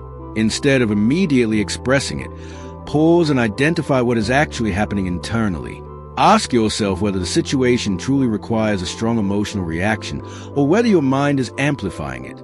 For example, if someone speaks to you harshly, instead of reacting instantly, take a moment to consider possible reasons behind their behavior. They might be stressed, distracted, or dealing with personal issues unrelated to you. This does not excuse harmful behavior, but it can prevent unnecessary escalation. Another practical step is to reduce the time you spend mentally revisiting angry situations. When you notice yourself replaying an argument or hurtful moment, gently redirect your attention. Ask yourself whether continuing to think about it is helping you resolve anything or simply keeping you emotionally stuck. Over time, this habit weakens the grip of anger and reduces its influence on your mental state. Reflective questions from this section help deepen emotional awareness. How often do I react immediately without understanding my emotions? What patterns trigger anger in my daily life? Do I tend to replay negative experiences in my mind? And how does that affect my well-being? Can I identify situations where anger did not improve anything but instead created more stress? What changes if I choose understanding over reaction in difficult moments? Ultimately, dealing with anger and hatred teaches that while anger is a natural human emotion, it does not have to control our actions or define our relationships. By understanding its causes, observing its patterns, and learning to respond rather than react, we can gradually reduce its power. This leads not only to more peaceful interactions with others, but also to a more stable and calm internal life. Main points. Anger and hatred create more suffering than they solve. These emotions often arise from misunderstanding and unrealistic expectations. Repeated thinking about negative events strengthens anger. Reframing situations reduces emotional intensity. Observing emotions before reacting helps prevent escalation. Letting go of mental repetition reduces long-term resentment. Actionable lessons. Pause before reacting when anger arises and observe your emotional state. Question whether your interpretation of the situation is accurate or exaggerated. Consider alternative explanation for others' behavior before responding. Avoid repeatedly replaying conflicts in your mind. Practice shifting attention away from anger and toward constructive thinking. In The Art of Happiness, the section, Managing Anxiety and Stress, explores how much of modern human suffering is not caused by external events alone, but by the mind's tendency to worry about the future, overanalyze possibilities, and lose itself in imagined outcomes. Dalai Lama explains that anxiety is often rooted in uncertainty and a desire for control over things that are, in reality, beyond our control. The key insight is not that stress will disappear from life, but that our relationship with stress can be transformed so it no longer dominates our emotional state. Think about a real-life scenario. A student is waiting for exam results. Even though nothing has happened yet, their mind starts creating multiple future scenarios. What if I fail? What if my parents are disappointed? What if my future is ruined? This mental projection creates intense anxiety long before any actual result arrives. Now consider another student in the same situation who acknowledges the uncertainty but chooses to focus on what is within their control, such as preparing for the next steps regardless of the outcome. The external situation is identical, but the internal experience is drastically different. This shows that anxiety is often more about anticipation than reality. The Dalai Lama emphasizes that one of the main causes of stress is excessive attachment to outcomes. When we believe that only one specific result will make us happy, every uncertainty becomes a source of fear. For example, someone preparing for a job interview may become extremely anxious because they believe their entire future depends on getting that one position. However, if they recognize that there are multiple possible paths in life, the emotional pressure decreases significantly. This does not eliminate effort or ambition, but it removes the illusion that everything depends on a single outcome. Another important idea is that anxiety often grows through repetitive thinking. Imagine someone who has a minor disagreement with a colleague. Instead of letting it go, they continue replaying the conversation in their mind, analyzing every word, and imagining negative interpretations. Over time, the situation becomes much more stressful internally than it ever was externally. In reality, the other person may have already moved on, but the mind keeps the situation alive through repetition. This mental loop is one of the biggest contributors to unnecessary stress. The book also highlights the importance of focusing on the present moment as a way to reduce anxiety. When attention is constantly pulled toward the future, the mind creates scenarios that may never happen. For example, someone planning a major life decision may feel overwhelmed by what-if questions. What if I fail? What if I choose wrong? What if everything goes wrong? But when attention is brought back to the present, what can be done today, right now, the emotional burden becomes lighter. The future is shaped by present actions, not by mental projections. To apply this in daily life, begin by observing when your mind starts projecting negative future scenarios. Instead of automatically believing these thoughts, pause and ask whether they are based on actual evidence or just imagination. For example, if you feel anxious about an upcoming task, break it down into small, manageable steps instead of viewing it as a single overwhelming event. This shifts focus from uncertainty to action. Another practical approach is grounding yourself in the present moment when stress arises. This can be done by focusing attention on what you are doing right now rather than what might happen later. Whether you are studying, working, or even resting, consciously bringing awareness back to the present reduces mental clutter and emotional tension. Reflective questions from this section encourage deeper awareness. How often do I suffer from events that have not yet happened? Do I tend to imagine worst-case scenarios without evidence? How much of my stress comes from overthinking rather than actual problems? What would change if I focused only on what I can control right now? Am I living in the present moment or mentally trapped in future possibilities? Ultimately, managing anxiety and stress teaches that while uncertainty is an unavoidable part of life, suffering from it is largely influenced by how we think about it. By reducing unnecessary mental projections, letting go of excessive attachment to outcomes, and focusing on present actions, anxiety loses much of its power. This creates a calmer, clearer mind that is better able to handle challenges without being overwhelmed by them. Main points. Anxiety is often caused by imagining future scenarios, not present reality. Excessive attachment to outcomes increases stress and fear. Repetitive negative thinking intensifies anxiety. Focusing on the present reduces mental overload. Breaking problems into small steps makes them more manageable. Stress decreases when attention shifts from uncertainty to control over actions. Actionable lessons. Notice when your mind is projecting worst-case future scenarios and question their validity. Focus on what you can do right now instead of worrying about distant outcomes. Break large tasks into smaller, manageable steps to reduce overwhelm. Practice returning attention to the present moment during stressful situations. Reduce repetitive thinking by consciously redirecting your focus when anxiety loops begin. In The Art of Happiness, the section Building Patience and Tolerance explores a deeply practical truth about human life. Patience is not a passive quality of simply waiting, but an active mental strength that allows us to remain calm and balanced even when things do not go the way we want.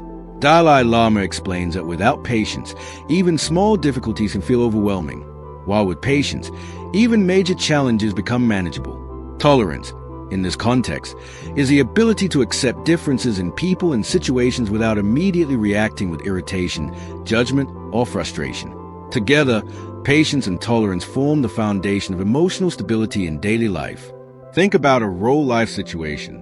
You are waiting in a long queue, and someone cuts in front of you. The immediate reaction might be irritation or anger, especially if you are already tired or stressed. But now imagine a different response. Instead of reacting emotionally, you take a breath and choose to remain calm, recognizing that reacting will not improve the situation. The external event remains the same, but your internal experience changes completely. One approach creates emotional disturbance, while the other preserves your peace of mind. This simple difference illustrates the power of patience in everyday life. The Dalai Lama emphasizes that patience is especially important because life constantly presents situations that test our emotional control. Whether it is delays, misunderstandings, criticism, or unexpected obstacles, there will always be moments that challenge our ability to remain calm. For example, consider a workplace scenario where a project is delayed due to someone else's mistake. Without patience, frustration builds quickly, leading to blame and tension. With patience, however, there is space to understand the situation, communicate more effectively, and focus on solutions rather than emotional reactions. The outcome becomes more constructive simply because the emotional response is more stable. Another important idea is that tolerance is essential in dealing with people who think or behave differently from us. Imagine a group of friends with different opinions on a topic. Without tolerance, even a simple disagreement can turn into conflict, with each person trying to prove they are right. But with tolerance, differences are acknowledged without hostility. This does not mean abandoning your views, but rather respecting that others have their own perspectives shaped by their experiences. This mindset reduces unnecessary conflict and creates healthier, more open relationships. The book also highlights that impatience often arises from unrealistic expectations. People frequently expect immediate results, instant progress, or perfect behavior from others. When reality does not match these expectations, frustration appears. For instance, someone learning a new skill may become impatient because they do not improve quickly enough. But when they understand that growth takes time and repetition, the pressure decreases, and persistence becomes easier. Patience transforms the process from a source of stress into a journey of steady improvement. To apply this in daily life, begin by observing your reactions in moments of delay or frustration. Instead of immediately reacting, practice pausing for a few seconds and noticing your emotional state. Ask yourself whether reacting will change the situation or simply increase your stress. For example, when dealing with slow service, traffic, or technical issues, use a moment as an opportunity to train your patience rather than lose your calm. Over time, this repeated practice strengthens emotional control. Another practical method is to consciously slow down your mental response in conversations. When someone disagrees with you or says something irritating, instead of responding immediately, take a moment to listen fully before reacting. This creates space for understanding and reduces impulsive emotional responses. Reflective questions from this section encourage deeper awareness. How often do I lose patience in situations that are beyond my control? What triggers my impatience most frequently in daily life? Do I expect others and situations to match my timeline or standards? How do my relationships change when I respond with patience instead of frustration? What would my life feel like if I developed a stronger habit of tolerance? Ultimately, Building patience and tolerance teaches that emotional strength is not about controlling external events, but about controlling internal reactions. Patience allows us to remain steady in the face of delay and difficulty, while tolerance helps us navigate differences without conflict. Together, they create a more peaceful, balanced, and resilient way of living that reduces unnecessary stress and improves relationships. Main points. Patience is an active mental strength, not passive waiting. Tolerance allows acceptance of differences without emotional conflict. Impatience often comes from unrealistic expectations. Emotional reactions can be controlled through mindful pauses.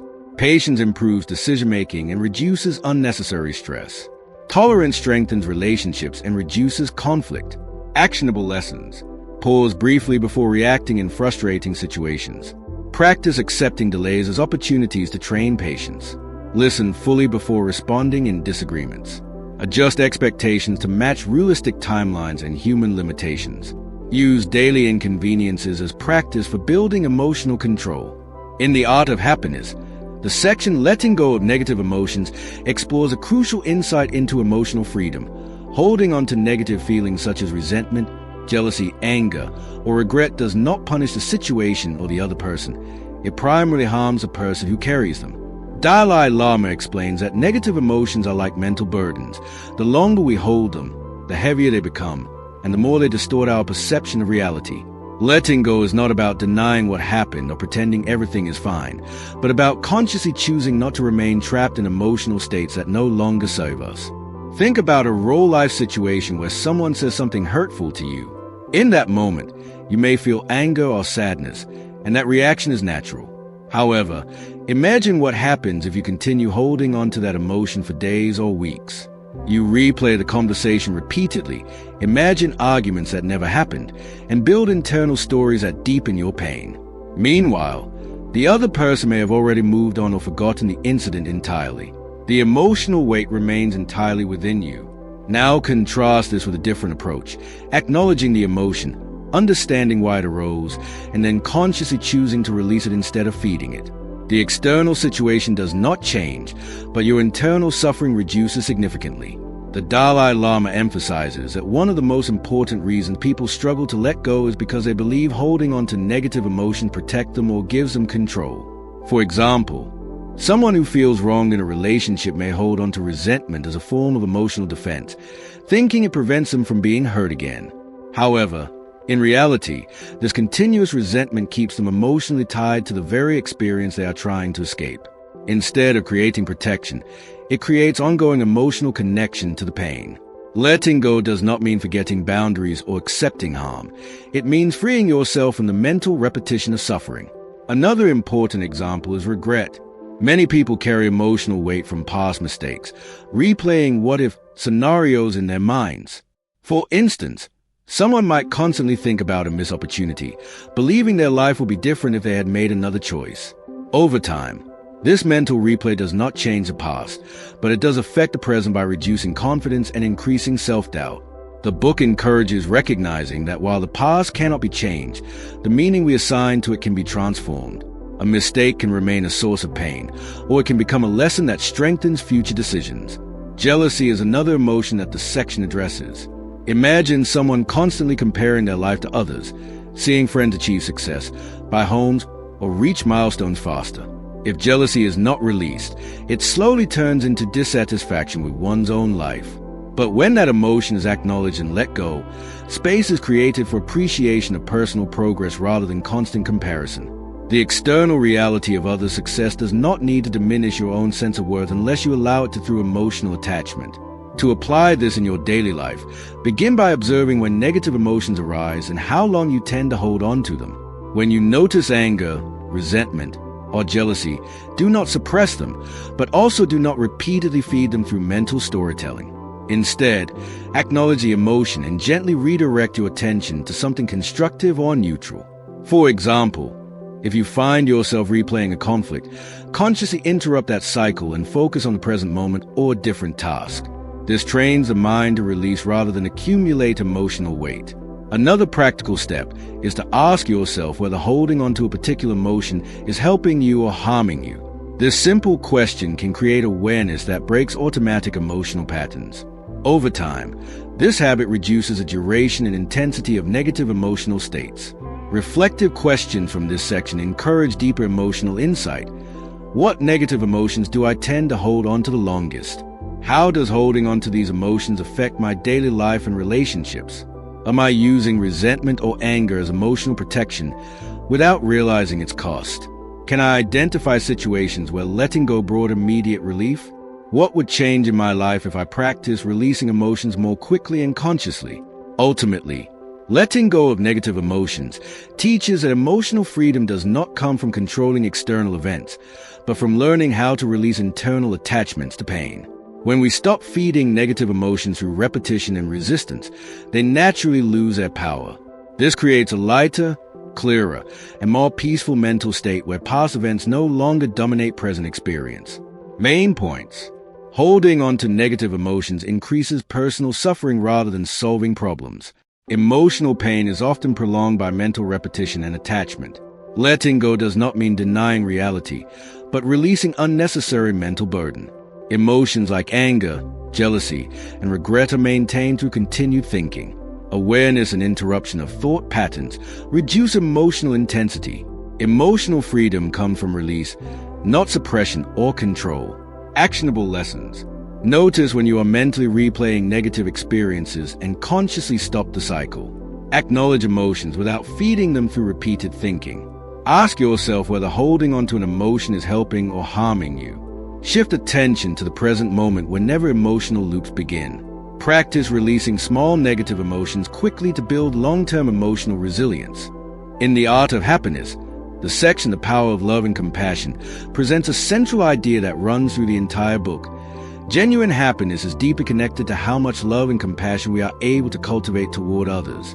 Dalai Lama explains that love, in this context, is not limited to romantic attachment or emotional closeness with a few people, but a broader attitude of care, concern, and goodwill toward all human beings. Compassion goes one step further. It is the ability to recognize others' suffering and feel a sincere desire to reduce it.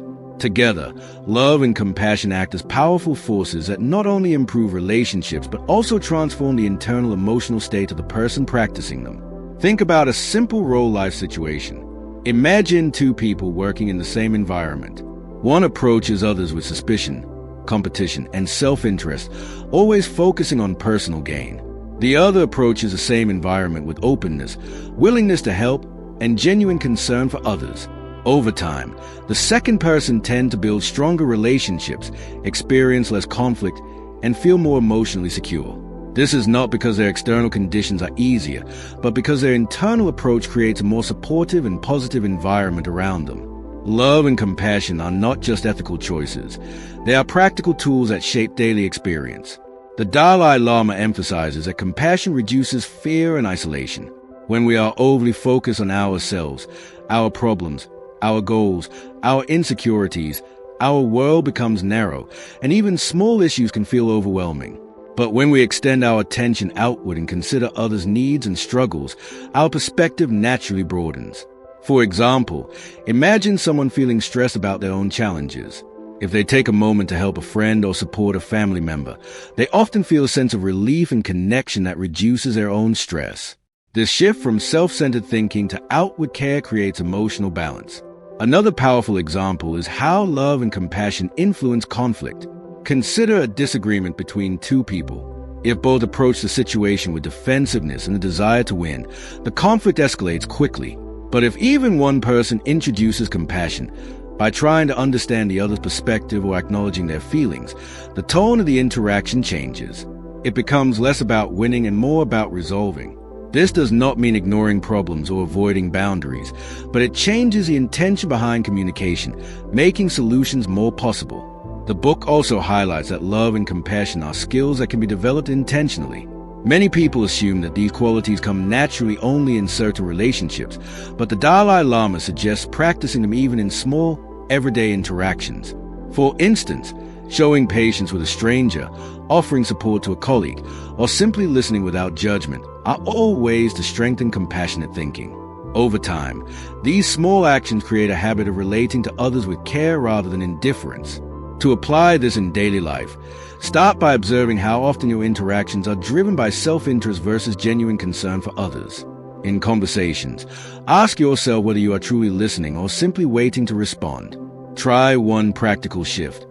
In your next interaction, focus fully on understanding the other person's perspective without immediately bringing the focus back to yourself. This simple change can create a deeper sense of connection and trust. Another approach is to consciously practice small acts of kindness without expecting anything in return.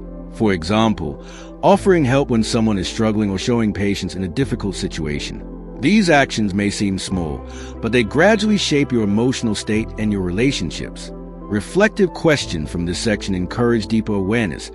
How often do I act from genuine care rather than self-interest? Do I see others primarily as competitors or as fellow human beings with similar struggles? What changes in my emotional state when I focus on helping others instead of only myself? How do my relationships improve when I approach them with compassion? Can I identify moments where a compassionate response could have changed the outcome of a situation? Ultimately, the power of love and compassion teaches that these qualities are not just moral ideals but essential components of a happy and meaningful life. They reduce inner conflict, strengthen relationships, and create a sense of connection that cannot be achieved through external success alone. When love and compassion become habitual ways of thinking and acting, they transform both how we experience the world and how the world responds to us. Main points. Love and compassion are central to lasting happiness. Compassion involves recognizing and wanting to reduce others' suffering. Focusing on others reduces self-centered stress and emotional isolation. Compassion improves relationships and reduces conflict. These qualities can be developed through consistent practice. Small acts of kindness have a significant long-term impact. Actionable lessons. Practice active listening by focusing on understanding others. Perform small acts of kindness daily without expecting rewards. Shift attention from self-centered thinking to awareness of others' needs. Approach conflicts with the intention to understand rather than win. Build compassion gradually through consistent, everyday actions. In The Art of Happiness, the section Creating Inner Peace brings together many of the book's core ideas and delivers a powerful message. True peace is not something we find in the outside world, but something we cultivate within our own mind. Dalai Lama explains that external conditions, money, success, recognition, or even comfort, can never guarantee lasting peace because they are constantly changing. Inner peace, on the other hand, comes from developing a stable mental state that is less disturbed by these changes. It is not the absence of problems, but the ability to remain calm, clear, and balanced despite them. Think about a real-life situation. Two people face the same stressful event, such as losing a job. One becomes overwhelmed with fear, anxiety, and self-doubt, constantly thinking about worst-case scenarios. The other, while still acknowledging the difficulty, maintains a sense of calm and begins focusing on what can be done next. The external situation is identical, but their internal experiences are completely different. This difference illustrates that inner peace is not determined by circumstances, but by how the mind responds to them. The Dalai Lama emphasizes that inner peace is built by reducing negative mental states such as anger, fear, jealousy, and excessive attachment.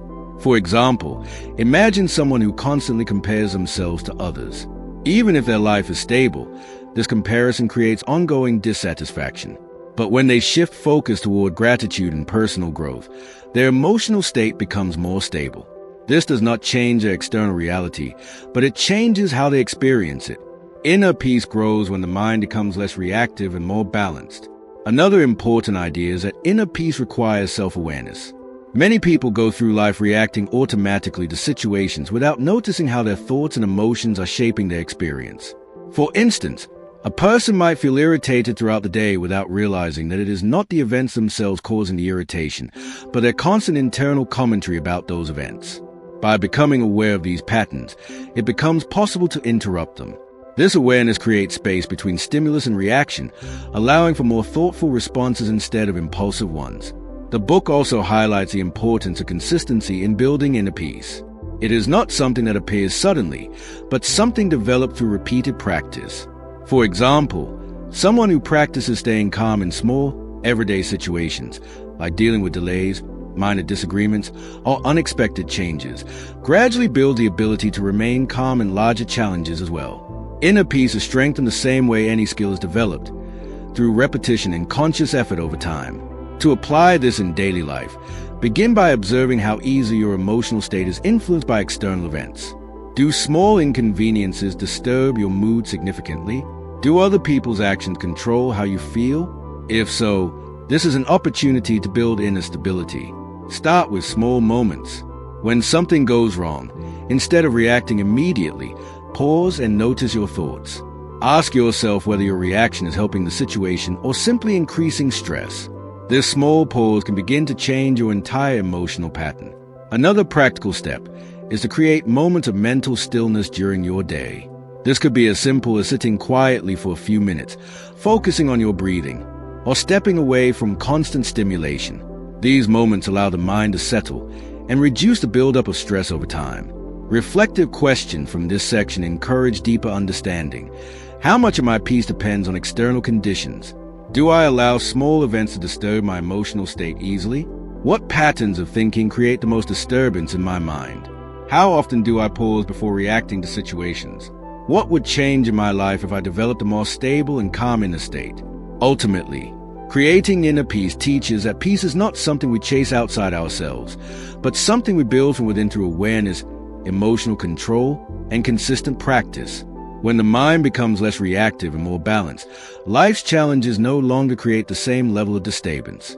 Instead of being controlled by circumstances, we begin to respond to them with clarity and stability, creating a deeper and more lasting sense of well-being.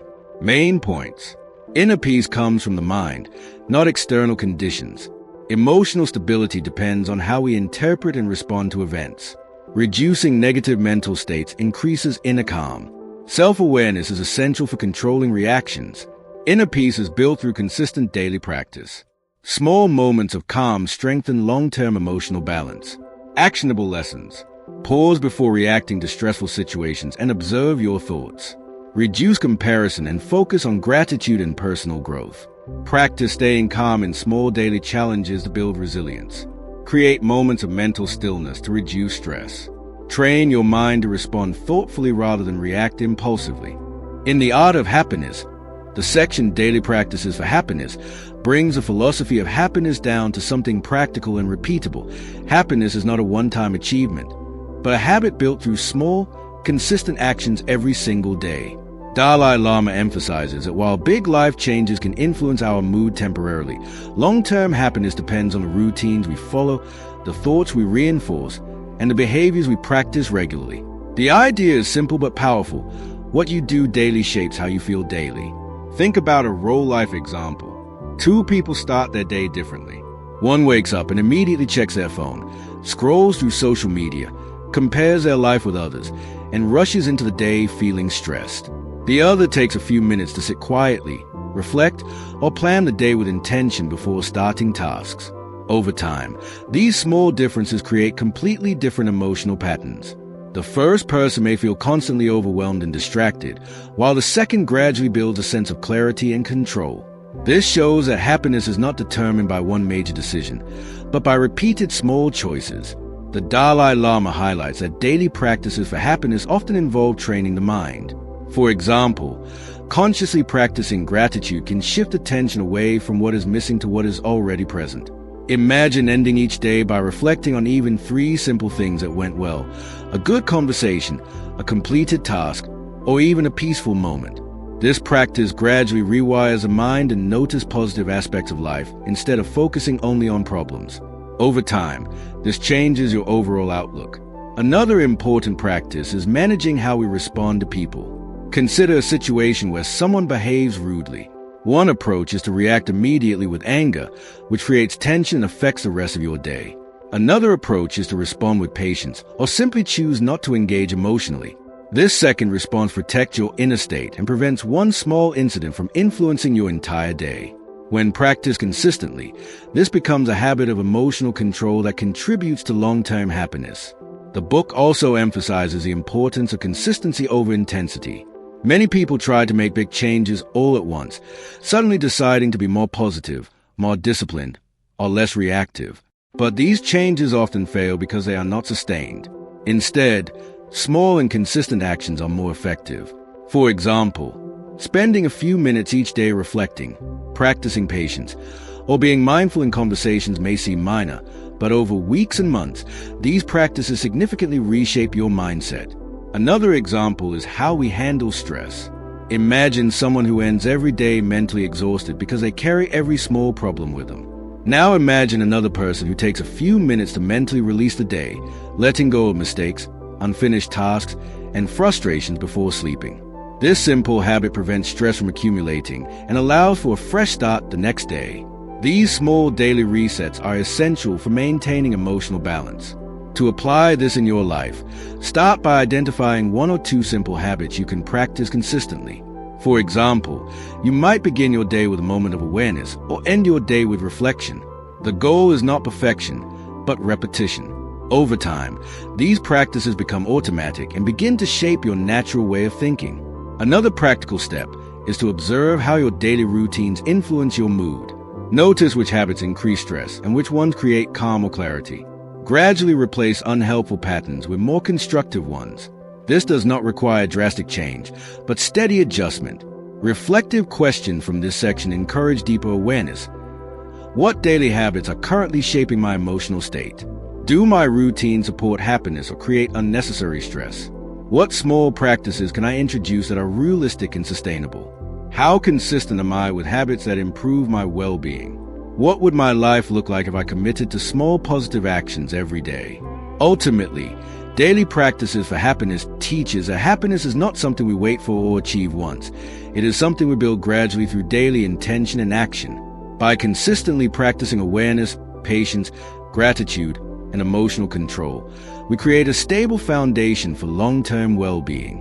The power lies not in occasional effort, but in what we choose to do every single day. Main points. Happiness is built through consistent daily habits, not one-time events. Small actions repeated over time shape emotional patterns. Gratitude and awareness shift focus toward positive aspects of life. Emotional responses in daily interactions affect long-term well-being. Consistency is more important than intensity in personal growth. Daily reflection helps reduce accumulated stress. Actionable lessons. Start with 1 or 2 simple daily habits that support mental clarity. Practice gratitude regularly to shift focus away from negativity.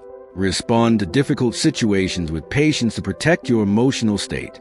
Observe and adjust routines that negatively impact your mood. Build consistency by repeating small positive actions every day.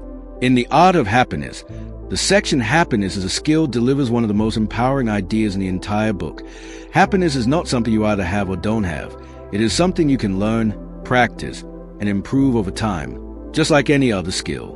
Dalai Lama explains that many people mistakenly believe happiness depends mainly on external circumstances, such as money, success, or luck.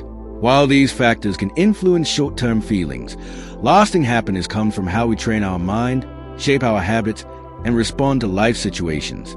In other words, happiness is less about what happens to you and more about how you think and act consistently. Think about how any skill is developed. For example, learning to play an instrument or improving at a game requires regular practice, patience, and repetition.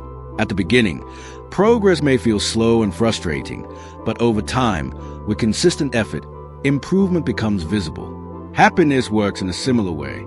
If someone constantly allows negative thoughts, reactions, and habits to dominate their daily life, their emotional state reflects that pattern. But if they consciously practice positive mental habits, such as patience, gratitude, compassion, and perspective shifting, their baseline emotional state gradually improves. Consider a role-life scenario. 2 people face similar daily challenges, work stress, responsibilities, and unexpected problems. One person reacts impulsively, gets easily frustrated, and carries stress throughout the day. The other has trained themselves to pause before reacting, to reframe problems, and to focus on what can be controlled. Over time, the second person experiences less emotional turbulence, not because their life is easier, but because their mental responses are more refined. This demonstrates that happiness is not about avoiding difficulty, but about developing the ability to handle it effectively. The Dalai Lama emphasizes that this skill is built through small, consistent practices rather than sudden transformation. For example, practicing patience in minor inconveniences, like waiting in line or dealing with delays, gradually strengthens emotional control. Similarly, practicing gratitude by regularly acknowledging what is going well in life shifts attention away from constant dissatisfaction. These practices may seem simple, but when repeated daily, they reshape how the mind operates. Another important aspect is that, like any skill, happiness requires awareness and effort. Imagine someone who wants to improve physical fitness but never exercises. The intention alone does not create results. In the same way, wanting to be happy is not enough. It requires deliberate mental training.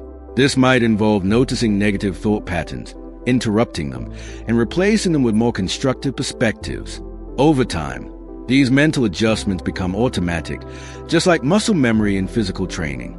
The book also highlights that setbacks are part of the process. Just as someone learning a new skill makes mistakes, there will be moments when negative emotions take over despite effort. The key is not to become discouraged, but to treat these moments as part of the learning process. For example, if you lose your temper in a situation, instead of judging yourself harshly, reflect on what triggered the reaction and how you can respond differently next time. This reflective approach accelerates growth rather than stopping it.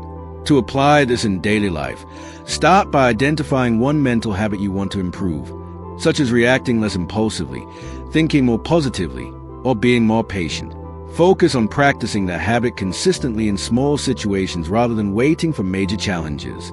For instance, if your goal is patience, practice it during minor delays rather than expecting to suddenly remain calm in a major crisis. Over time, these small repetitions strengthen your overall emotional stability. Another practical step is to track your progress mentally. Notice how your reactions change over days or weeks. Even small improvements, such as reacting slightly less intensely or recovering more quickly from stress, indicate that the skill is developing. This awareness reinforces motivation and keeps the process going. Reflective questions from this section encourage deeper engagement. Do I treat happiness as something that happens to me or something I can develop? What daily habits are shaping my emotional state right now? Am I practicing mental skills like patience and gratitude consistently? How do I respond to setbacks in my emotional growth? What would change if I approached happiness with the same discipline as learning any other skill? Ultimately, happiness as a skill teaches that emotional well-being is not fixed or determined by circumstances alone. It is a dynamic ability that grows through awareness, practice, and consistency. By treating happiness as something you actively develop rather than passively wait for, you gain control over your inner life and create a more stable and fulfilling experience, regardless of external conditions. Main points. Happiness is a skill that can be learned and improved over time. External circumstances have less impact than internal habits and mindset. Consistent small practices shape long-term emotional well-being. Awareness and effort are essential for developing happiness. Setbacks are part of the learning process and should be used for growth. Mental habits determine how we experience life's challenges. Actionable lessons. Treat happiness like a skill that requires daily practice and consistency. Focus on improving one mental habit at a time. Practice patience, gratitude, and perspective in small daily situations. Reflect on emotional reactions to learn and improve continuously. Track small improvements to stay motivated and build long-term progress. In The Art of Happiness, the section Long-Term Mind Training delivers a grounded but powerful message. Real, lasting happiness is not built through quick fixes or short bursts of motivation, but through consistent, long-term training of the mind. Dalai Lama explains that just as physical fitness requires regular exercise over months and years, mental stability and happiness require continuous practice, patience, and discipline. Many people expect immediate emotional change after learning a new idea, but the reality is that the mind is shaped by habits formed over a long time, and changing those habits also takes time. Think about a real-life scenario. Someone decides to improve their mindset after realizing they often react with stress, anger, or negativity. In the beginning, they may feel motivated and try to change everything at once, becoming more patient, more positive, and more disciplined overnight. But after a few days or weeks, they notice that old habits return, and they feel discouraged. This is where long-term mind training becomes essential. Instead of expecting instant transformation, the focus shifts to gradual progress. For example, they might begin by working on just one habit, such as pausing before reacting in stressful situations. Over time, this small practice becomes easier and more natural, forming a new mental pattern. The Dalai Lama emphasizes that the mind is highly adaptable, but it follows repetition. If someone repeatedly engages in negative thinking, complaining, worrying, or reacting impulsively, the mind becomes conditioned to operate that way. On the other hand, if someone consistently practices awareness, patience, and positive thinking, the mind gradually shifts in that direction. For instance, consider a person who habitually focuses on problems. Every day, they notice what is going wrong, which reinforces a negative outlook. But if they consciously practice noticing what is going right, even in small ways, they begin to train their attention differently. Over time, their overall perception of life changes. Another important idea is that long-term training requires acceptance of setbacks. Just as someone learning a new skill does not expect perfection immediately, mental training also involves moments of failure. For example, a person may practice staying calm but still lose their temper in a difficult situation. Instead of viewing this as failure, it becomes an opportunity to learn, understanding what triggered the reaction and how to respond differently next time. This mindset transforms mistakes into part of the learning process rather than reasons to give up. The book also highlights the importance of consistency over intensity. A person who practices a small mental habit daily, such as reflecting on their thoughts, practicing patience, or shifting perspective, will experience more lasting change than someone who makes occasional intense efforts but lacks consistency. For example, spending 5 minutes each day observing your thoughts can be more effective in the long run than trying to completely control your mind only during major challenges. This steady repetition builds mental strength gradually. To apply this in daily life, start by choosing one simple mental practice that you can repeat consistently. It could be pausing before reacting, practicing gratitude, or observing your thoughts without judgment. The key is not how big the change is, but how regularly you practice it. Over time, these small efforts accumulate and create noticeable shifts in your emotional state. Another practical approach is to track your progress over a longer period rather than focusing on daily fluctuations. Some days will feel easier, while others will feel challenging. Instead of judging your progress based on individual moments, look at how your reactions and mindset evolve over weeks and months. This long-term perspective prevents discouragement and keeps you committed to the process. Reflective questions from this section encourage deeper engagement.